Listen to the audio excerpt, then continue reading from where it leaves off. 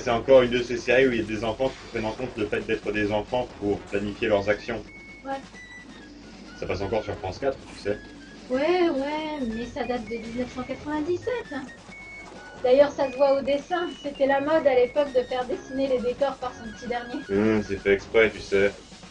Ouais, je sais. D'ailleurs, je suis la première à rire aux éclats devant ces séries, mais s'il y a quand même abus. Là où les Européens et les Japonais ont toujours vachement chiadé les décors, les Américains sont capables du meilleur comme du pire. Bah, c'est une jauge du sérieux avec lequel on doit prendre les épisodes. Dès que la série se veut un minimum sérieuse, les personnages sont très travaillés, les décors aussi. Obligés, en général, ça sert à faire vendre des produits dérivés. Alors que quand c'est une série un peu parodique, il y a peu de produits dérivés qui tiennent. Enfin, presque.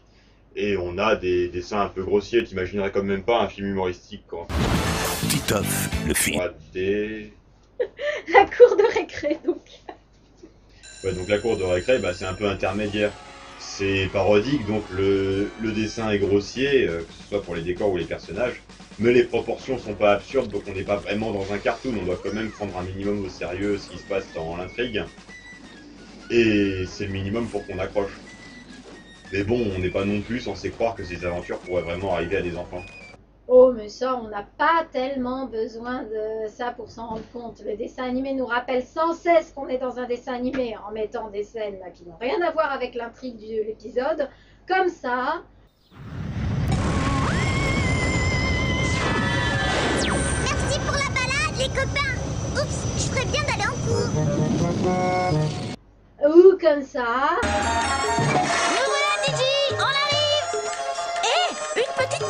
C'est pas notre école, ça. Ou comme ça.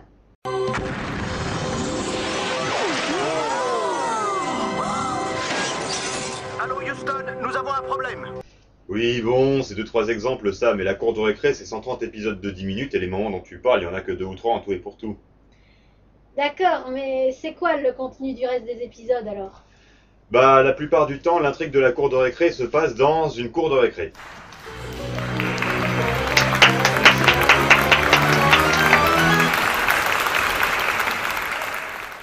Essentiellement, ça raconte comment un élément perturbateur va bouleverser le déroulement normal d'une récréation et comment l'équipe des héros doit résoudre ce problème. Sauf quand c'est un des héros qui est responsable de la perturbation, et dans ce cas-là, les autres doivent se contenter de l'observer impuissant, en train de constater les conséquences de sa déviance et y mettre un terme tout seul après une bonne prise de conscience. C'est là qu'on voit qu'en dépit du peu de glamour véhiculé par le dessin, nous sommes bien dans une série Disney.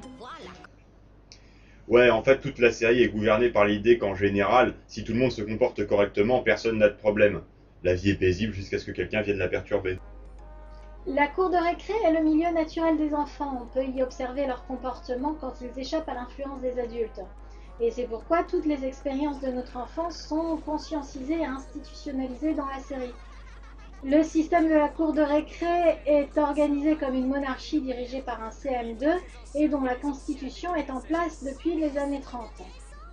Quant aux maternelles qui ne sont pas encore très sociabilisées, ils sont représentés comme une tribu primitive. Du coup, la série se veut aborder les problèmes qui préoccupent vraiment les enfants. La peur de grandir. Imaginez ce que c'est. Un élève de maternelle mange ce qu'il veut, boit ce qu'il veut, va où il a envie d'aller. Il n'y a aucune règle. Quand on peint, on ne se sert pas d'un pinceau. On plonge juste les doigts dans la peinture et on sent la couleur. L'apprentissage par le jeu. Je pense que c'est une balle en caoutchouc remplie d'air et étudiée pour parcourir une longue distance. Oh, regardez, c'est écrit là, spécimen de rebondi ball fait à Columbus, Ohio. Mais c'est pas fait pour lire, tape dedans.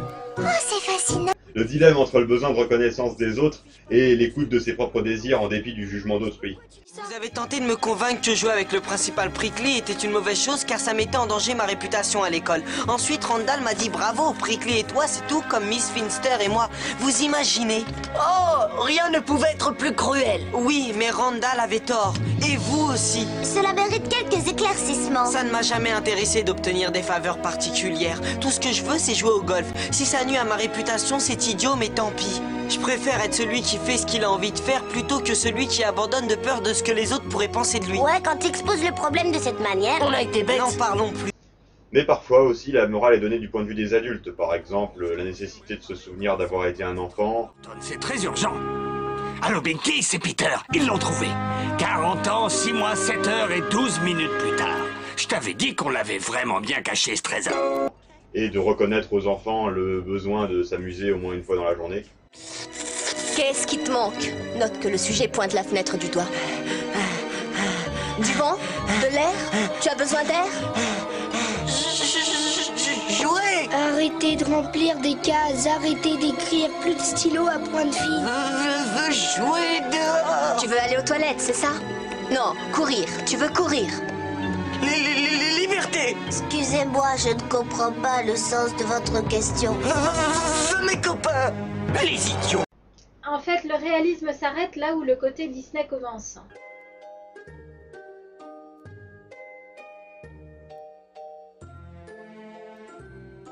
Une des morales prépondérantes à la série est qu'il faut rester soi-même en dépit des pressions extérieures.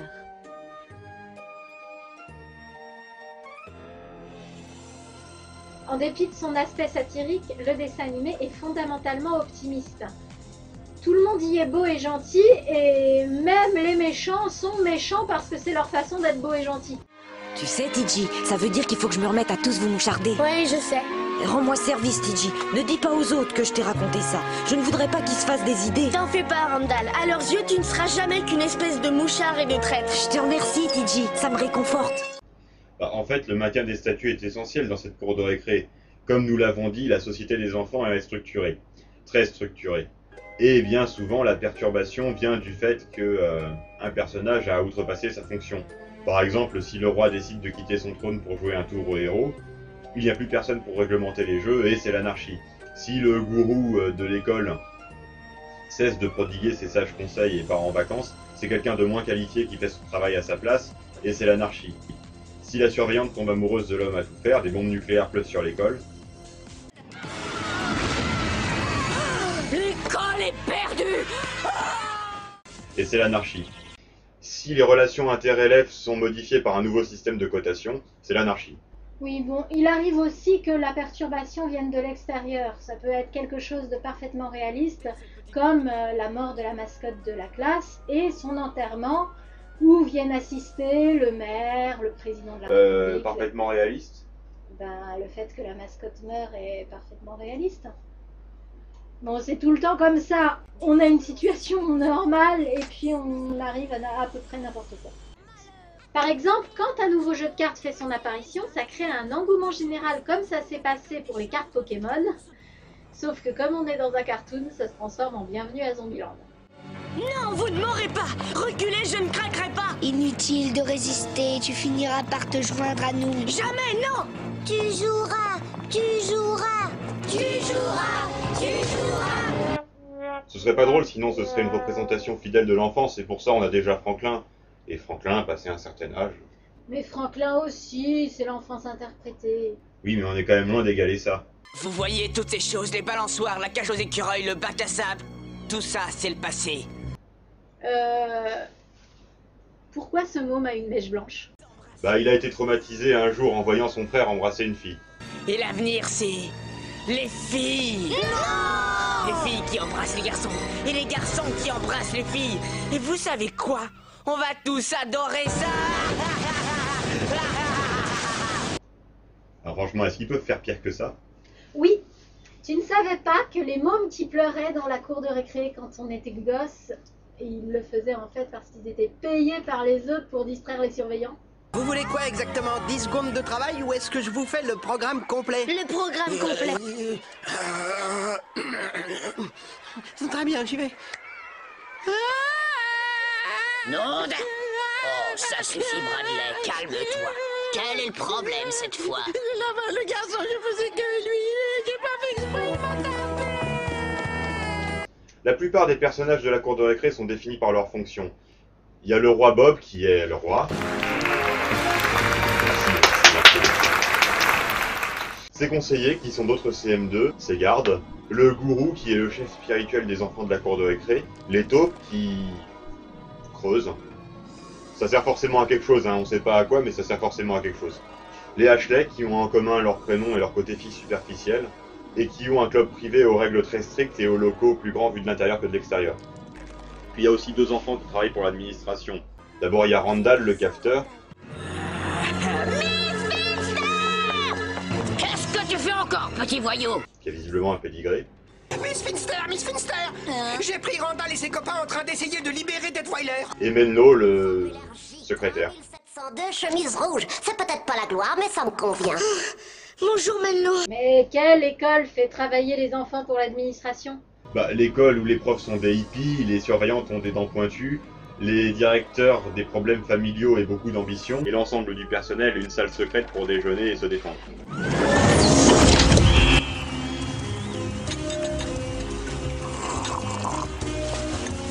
Merci, James.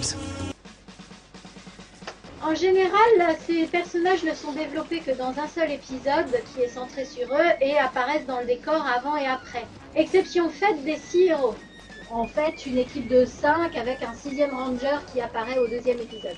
Il y a Tiji, le héros à la casquette, qui ressemble un peu à Tai dans Digimon ou à Luffy dans One Piece. Bon en tout, le meilleur en rien. À la fois roublard et feignant, il sait mettre à profit les divers talents de ses coéquipiers.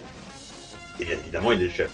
Pour la discrimination positive, on a Vince, le sportif, avec toutes les qualités et tous les défauts du sportif. T'as raison, emplâtré, mieux vaut arrêter les frais. Il y a de la place que pour un champion sur le terrain. Pas trop, on est quand même dans un Disney, en plus on parle d'un des 6 héros, et puis les personnages ont 9-10 ans, à cette époque-là, le sport n'est pas encore quelque chose d'exclusivement masculin, c'est-à-dire que ça n'a pas échappé aux scénaristes. Alors quoi? Où est-ce que j'en étais au fait? Dispersez-vous, cette balle est la propriété de l'État. Surtout qu'en contrepartie, il y a Spinelli. Enfin, Ashley Spinelli. Si vous avez tout suivi, vous comprenez ce que ça doit impliquer. Moi, Ashley A, je t'invite toi, Ashley S, à devenir notre sœur. Spinelli, donc, qui est le gros dur de la bande, qui aime le catch et qui lit Gary Pay parce qu'il y a du gore. Ce qui nous amène au chapitre 137, où Nikolai retrouve enfin sa bien-aimée Nanachka. Normalement, dans ce genre de bande, il y a toujours 2 filles, la garçon manqué et la fille féminine. Ici, non. Déjà, celle des 2 qui est plutôt dessinée de manière féminine, c'est quand même Spinelli. Sans doute le côté Ashley qui ressort. Et puis l'autre fille, Gretchen, c'est...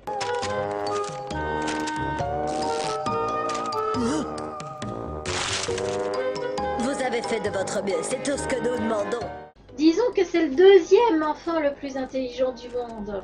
Parce que le premier est un personnage secondaire qu'on voit apparaître dans un seul épisode. En fait, la fille féminine, ce serait plutôt Mickey. Enfin, Mikey, vu que ça s'écrit comme ça. Il est 2 personnages en un, c'est à la fois le gros et le poète. Ah, joie de la balle, dribbler avant d'atteindre le sommet. Hélas, les trompettes du devoir me sonnent ailleurs. Et croyez-le ou non, mais ce gentil géant à la voix douce est en fait un extraordinaire chanteur baryton. Personne au monde ne connaît ma vie. Non, non, non.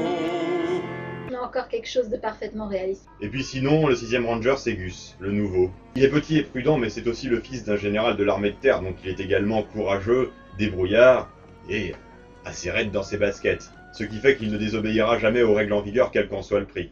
Écoutez-moi tous, on avait donné un gage à Gus Griswold. Je répète, on avait donné un gage à Gus Griswold. Merci beaucoup. J'avais peur que personne ne prononce jamais mon nom. Eh bien ça alors, encore un gage entre gamins, c'est le 3e cette semaine, libère-le Fred. Il a beau être faiblard physiquement, son talent à la balle aux prisonniers est légendaire, mais il a juré de ne l'utiliser que pour faire le bien.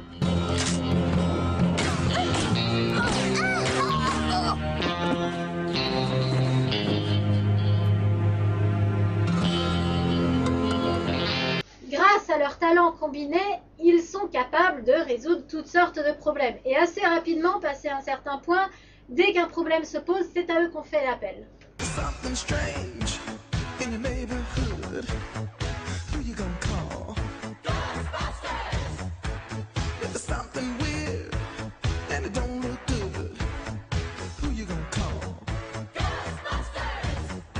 Mais isolés, ils ne valent rien, ou du moins ils sont très amoindris.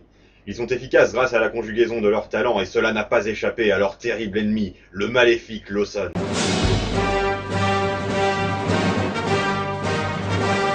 Arrête avec ces musiques. C'est pour que ça fasse plus épique. En fait, Lawson est un personnage secondaire qui aime faire le mal et répandre la terreur sur la cour de récré. C'est juste un élève chiant. Il fait son coup d'éclat dans un épisode où il constitue sa propre équipe de choc constituée... Des doubles maléfiques des héros qui doivent vaincre l'empire du mal instauré par leur ennemi et ses nouveaux lieutenants. Mais non, de personnages secondaires qu'on a déjà croisés dans d'autres épisodes et qui ont effectivement des capacités équivalentes à celles des héros. Non, c'est un épisode humoristique plus qu'autre chose. Prenons un exemple plus parlant. Bah, j'en ai un tout trouvé et qui nous concerne.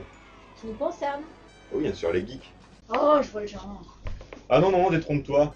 L'épisode commence tranquillement, la récré est consacrée à la chose la plus importante dans la vie. Batman? Non. Évidemment, le thème de l'épisode est vite annoncé. Ouais, on n'a jamais trouvé mieux que le ballon pour s'amuser. Ouais, je connais pas un enfant capable d'y résister.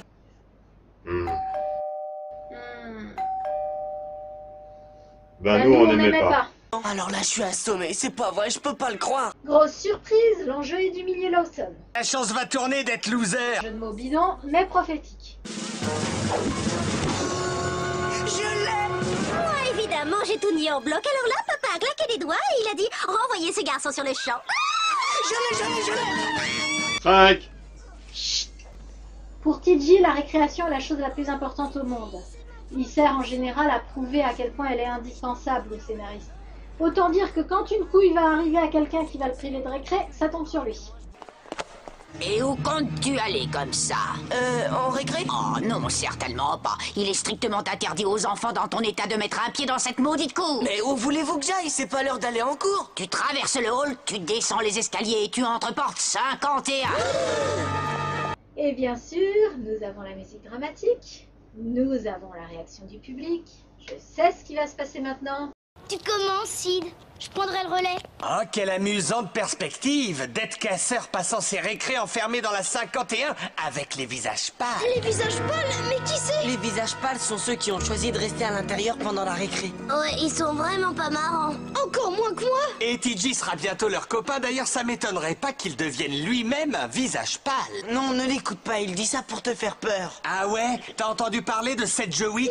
Gagné. Il y a 3 ans, le petit Seth Jowick était un enfant normal comme toi et moi. Mais un matin, sa vie bascula. C'était un lundi. On venait de sonner l'heure de la récré et tout le monde se ruait dehors. Clopin, le petit Seth Jowick allait en faire autant. Il s'était cassé la jambe en faisant le cornichon dans les escaliers. Ses lacets étaient défaits. Mais à cause de son plâtre, Finster l'a expédié dans la 51. Et on ne l'a plus jamais refait. N'écoutant que son courage, notre héros se rend donc à la porte 51. Soit dit en passant, le terme visage pâle est quand même un choix intéressant de mots, quand on sait que ces geeks ont auprès des enfants du reste de l'école le même statut que les Amérindiens. On les considère comme des sauvages, on alimente des récits fantaisistes de leur présence, on veut leur imposer une culture qui n'est pas la leur, ils ont même leur système tribal avec rites initiatiques pour y entrer. On peut voir dans cette inversion des couleurs une volonté d'empathie de la part des scénaristes décidés à sensibiliser les petits Américains aux dramatiques événements qui ont constitué leur histoire. Ou alors on les appelle juste les visages pâles parce qu'ils sont pas à force de rester toujours à l'intérieur. Oui, parce que les autres enfants, ils jouent dans la cour, et donc du coup ils sont un peu bronzés, et eux ils sont pâles parce qu'ils jouent à l'intérieur. Bah quoi, c'est vrai? Bon, bref. Nous voici face aux visages pâles. Ils sont évidemment monstrueux à la façon dont savent être les geeks, et pour le coup, les dessinateurs ne se sont pas contentés de leur donner des lunettes à tous. Ils n'ont oublié aucun détail. Il y a celui qui a des bagues, celle qui a des boutons, celui qui est en surpoids. Et ils jouent à risque. Ils ont aussi un jeu de construction qui me fait vachement envie. Ils appellent ça le cristal à construire, mais c'est tellement mal dessiné que je saurais pas quoi chercher si j'en cherchais dans les magasins. C'est un dessin animé, pas une pub. TJ se méfie de ses énergumènes et ne se mêle pas trop à eux, mais il ne peut pas s'empêcher de s'intéresser à ce qu'ils font. Et bientôt, le miracle se produit grâce à cette merveilleuse invention qui unit des générations, des ethnies, des classes sociales, des cultures différentes dans un même amour du dessin et de la narration. Les comics. C'est à partir de là que TJ franchit rapidement les différentes strates. Extraordinaire! Non, pas celle-là. TJ franchit donc rapidement les différentes strates, jusqu'au niveau ultime qui est Donjons et Dragons. Donjons et Dragons, ça? Un plateau tridimensionnel, des cartes magiques, des figurines? Si c'est quelque chose, c'est les monstres du labyrinthe, mais certainement pas Donjons et Dragons. Chut, la musique est classe.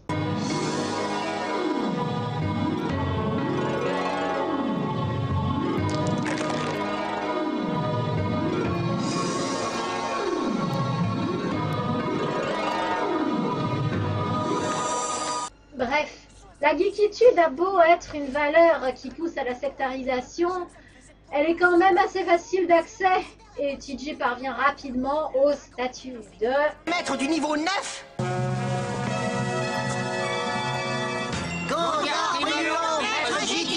Ce qui, bien que son séjour dans la salle 51 soit en passe de se terminer, lui donne un droit d'accès Sur la planète des visages pâles. au magasin de BD. Où est-ce que tu veux te faufiler comme ça? Et en remerciement, il veut introduire les geeks dans son univers à lui, la cour de récré. Et c'est là que la série va vraiment nous prouver son originalité. Bah, effectivement, ça se passe pas très bien. Pas très bien, ça dépend du point de vue. Si on était dans un sitcom ordinaire, les geeks profiteraient de l'occasion pour sortir de leur coquille et devenir des non-geeks. Et les non-geeks découvriraient que les geeks sont en fait des non-geeks qui s'ignorent et apprendraient la tolérance comme ça. Ici, non. Ouais, je vois ce que tu veux dire. Non, effectivement, la cour de récré a bien cerné le fait que si les geeks restent entre eux, c'est pas tant parce qu'on veut pas d'eux ailleurs que parce que ils aiment bien rester entre eux. Et l'enjeu n'est pas de sauver ces enfants qui n'ont pas besoin d'être sauvés. Ils ne sont pas victimes d'un rejet social, ils assument un choix de vie. C'est pourquoi la morale contre toute attente n'est pas que dans la vie, il faut jouer dehors. Franklin peut aller se rhabiller. Et lasser ses chaussures.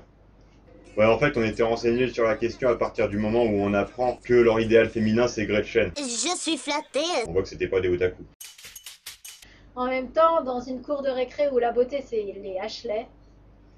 Ouais, et puis en même temps, on sait pas, vu le dessin, ça se trouve Gretchen est effectivement belle. Mais enfin, c'est pas le propos. Le propos, c'est que les geeks ont le droit d'être comme ils sont et que ça sert à rien d'essayer de les changer.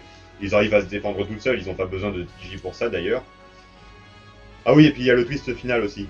Alors là, tu l'auras pas volé. Je vais te faire ce que t'as fait subir au petit Seth Wick. Vous trouvez ça marrant? Tu as les antennes de perception brouillées? Je suis ton père. Alors, est-ce que ça ne prouve pas que la série vaut la peine qu'on s'en souvienne, tout ça? Ah, Randall, tu tombes bien, je voulais te voir. Mais Madame Marie, Sarah n'a rien mangé aujourd'hui. Non, je vous en prie, continuez, n'interrompez pas le cours pour moi. Katara, essaie de ne pas mettre tous tes espoirs dans ce garçon. Mais tout se déroule selon mon plan. Ouais, on va faire une super opération survie. Je toucherai plus à la tambouille du camp. Maman, c'est quoi un long coup? Dans le peu de temps qui m'était imparti pour cet exercice, j'ai remis un projet sur pied et je l'ai appelé l'opération Ashley-Bot. Que ferais-je aujourd'hui? Que ferons-nous aujourd'hui? Que ferais-je aujourd'hui? Où va ma vie? Si le fait d'avoir été élu à ce concours de beauté me permet de donner du bonheur aux gens, j'en suis très fière. Mon vœu le plus cher est de voir enfin la paix dans le monde. Et si je peux me rendre utile en apprenant aux autres à lire, porter cette toilette et cette coiffure aura un autre sens. Des commentaires?